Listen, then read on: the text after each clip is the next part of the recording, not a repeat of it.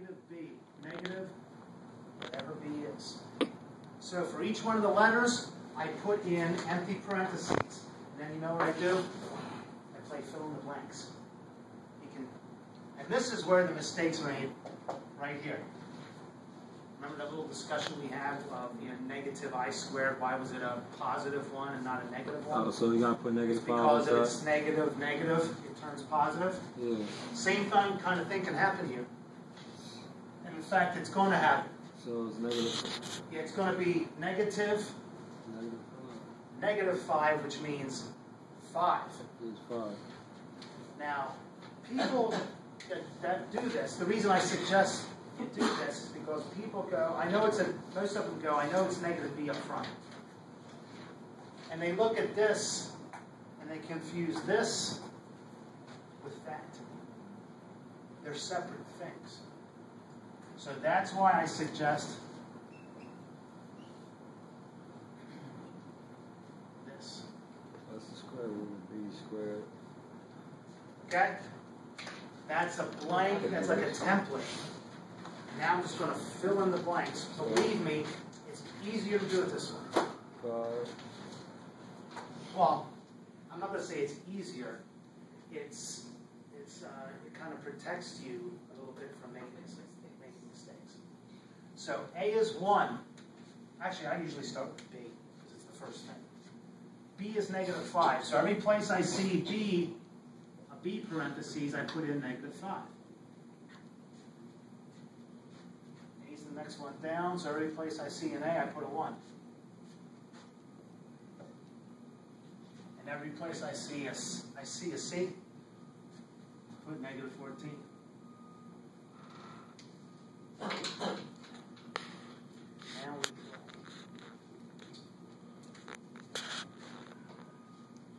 Now, like I said, this always works, but it's a lot of numbers. You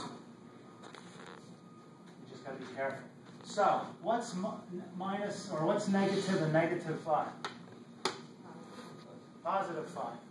So it's going to be 5, the way you say this, plus or minus. And we'll get to what that means when we can.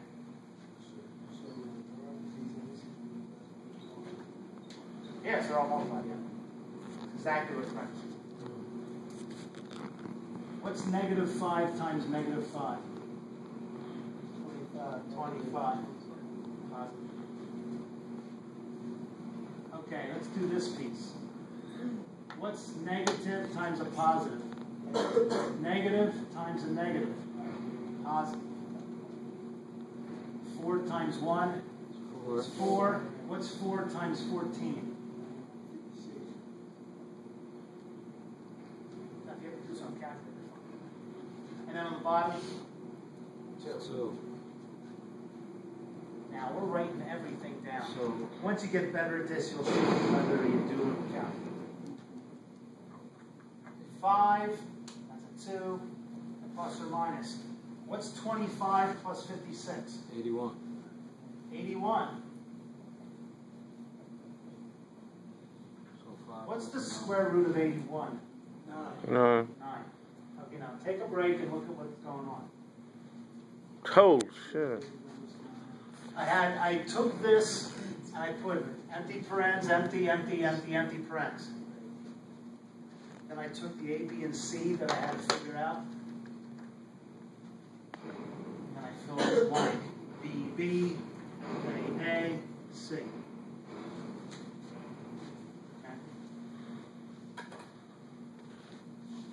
Now, I just kind of started to, piece by piece, do the math, do the arithmetic. I went, okay, negative times negative is positive, positive 5. I wrote that down. Plus or minus the square root. Now, sometimes people take the square root and go off someplace and do that piece kind of separately. And then take the number and put it back here. But you don't always have to do that. So I prettied this piece up here. Plus or minus. Then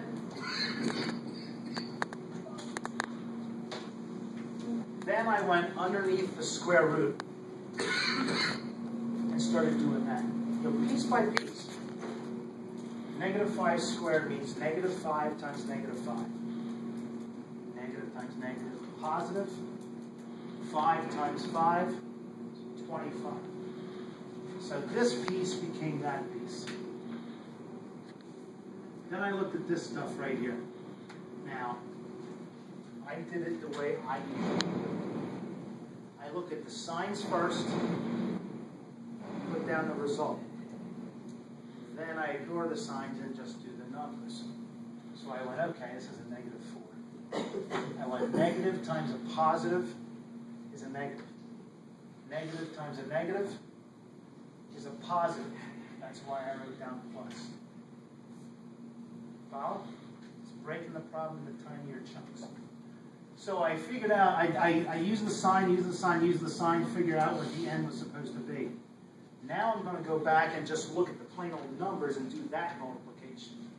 And I went 4 times 1 is 4, and 4 times 14 is 56. That's where that piece came from.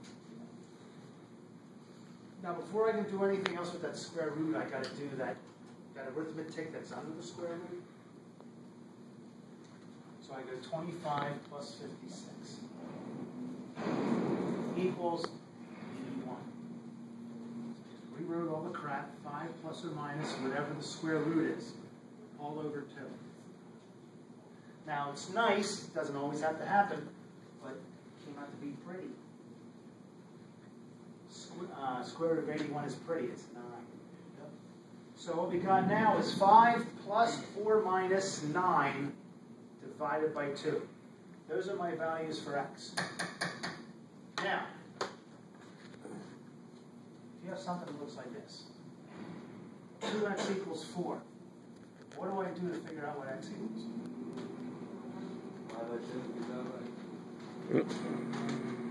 So I get x equals 2.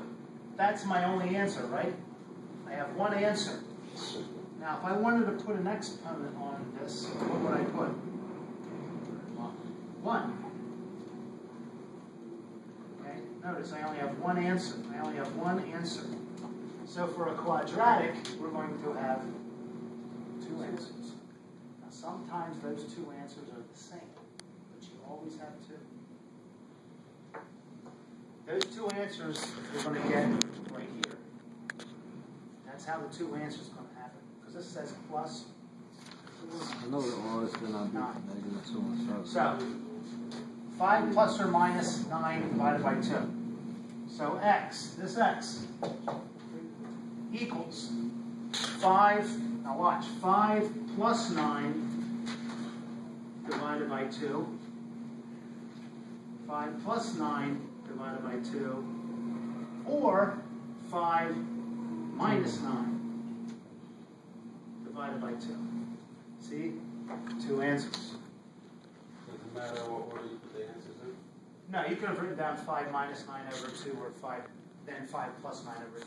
It doesn't matter. In fact, that's probably a better way of writing it, but still, it doesn't matter. Now, what is 5 plus 9? 14. 14.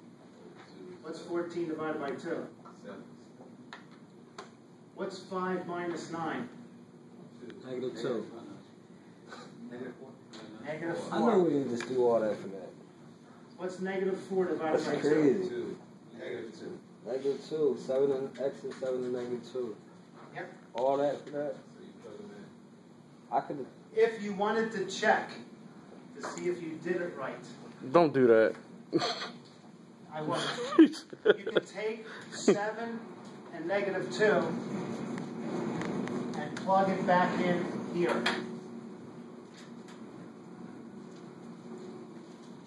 X squared minus 5x minus 14 better equals 0. I just use 7. Then you would also do it with negative 2. So 7 squared, 5 times 7, 49 minus 35 is 14. 14 minus 14 is 0. So 7 works. You could put in negative 2 and it's going to come out to be the same thing. But that's how, if you wanted to check your answers, that's what you would do. You would take what you found over here